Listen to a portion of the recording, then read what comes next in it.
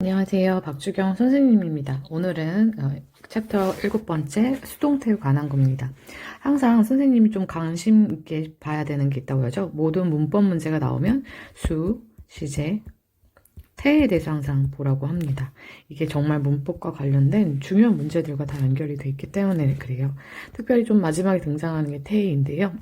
태는요, 바로 주어와 동사와의 관계라고 생각해 주시면 됩니다. 주어와 동사와의 관계.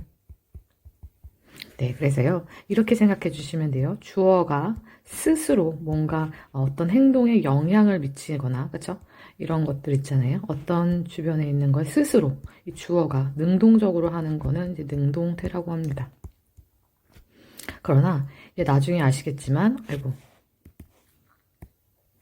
반대로, 주어가 어떤 동사를 할 때 얘가 영향을 받는 경우가 있어요.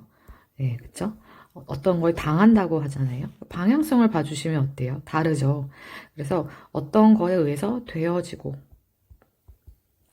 뭐뭐 해지는 한국말로 보면 그러니까 능동이 아니라 어떤 것에 의해 외부적인 상황에 의해서 주어가 영향을 받는 행동을 해야 되는 뭐 행동을 하는 그런 것들을 이제 수동태라고 하는 것이죠.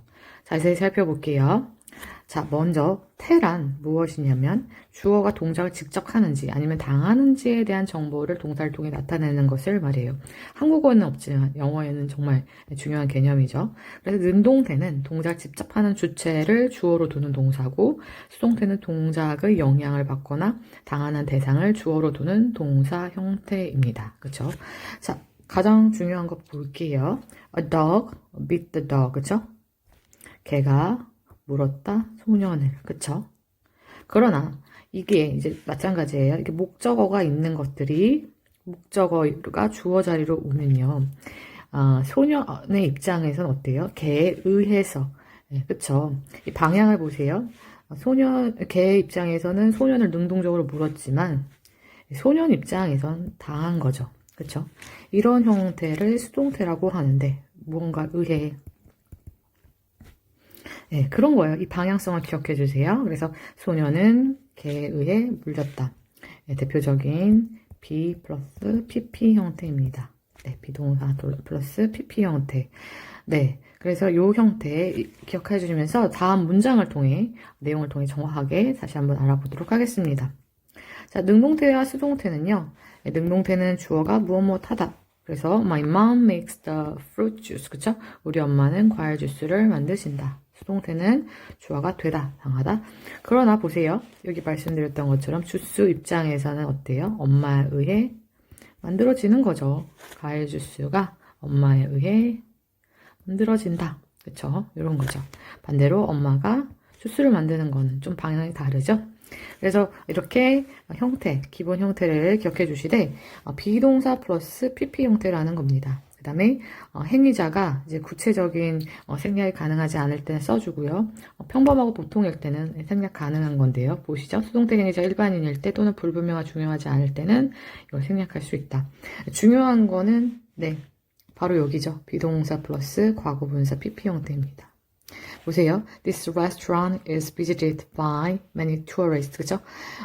레스토랑 입장에선 방문되어진 거죠. 이 동사를 살펴보면, 그 레스토랑이 뭘 방문하는 건 아니잖아요. 많은 투어리스트들에 의해서 방문되어지는 것이다. The hotel rooms are cleaned every day. 그쵸? 호텔방은 매일 청소되어진다. 그쵸? 방향에서 보면 그렇게 보이십니까? 그래서 능동태를 수동태로 바꾸는 법은요. 이거 기억해 주세요. 목적어가 있어야 되는 문장이에요. 먼저는. 그러니까 우리가 형식했을 때 3형식 이상 있잖아요. 목적어가 있는 문장만 가능한데 걔네 목적어를 수동태의 주어로 쓰는 것입니다. Many children love chocolate. 그래서 목적어를 주어 자리로 오게 하는 거고요. 그 다음에 그 동사를 써주시되 비동사 pp 형태로 여기서 맞춰야 되는 건 수, 시제, 태죠. 여긴 뭐예요? 초콜릿 입장에서 단수죠. 단수고, 시제, 현재고, 태는 뭐예요? 수동태죠. 그래서 이 형태를 기억하시면서 is loved by 하고 행위자인 many children 이렇게 써주는 겁니다. 네, 그래서 시제는 능동태의 시제와 일치시킨다. 그런 다음에 by 행위자로 마지막에 쓴다. 능동태의 주어가 대명사이면, 갑자기. 능동태의 주어가 대명사이면 목적격으로 씁니다. 네. 목적격 아시죠? 목적격. 뭐, they면 them 이렇게 써주라는 거예요. 우리 한번 살펴봤는데요. 이건 다시 한번 문장을 통해서 강화시켜 보도록 할게요. 자, 그럼 수동태의 시제는 어떻게 되냐? 네, 아까 말한 것처럼 비동사 플러스 pp인데, 자, 그럼 과거일 때 어떻게 되나요? 이 비동사의 시제가 바뀌어지는 거예요. 과거일 경우 과거로, 그쵸? 미래일 경우 미래로, 현재일 경우 현재로. 네, 이렇게 된다는 사실 기억해 주시길 바랍니다. 과거 시제는요, was, were, pp, 그쵸? 뭐뭐에 되었다. The forest was destroyed by a big fire, 그쵸? 큰 숲은 큰 화재에 의해 파괴되었다. 그쵸?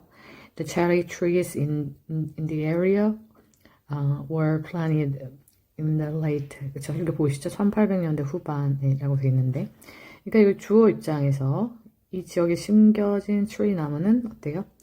그쵸? 과거잖아요. 그래서 were 쓰는 겁니다. 수 시제 때, 그쵸? trees 복수고요. 그 다음에 과거, 그쵸? 네, 태는 수동태 이렇게 되는 거죠.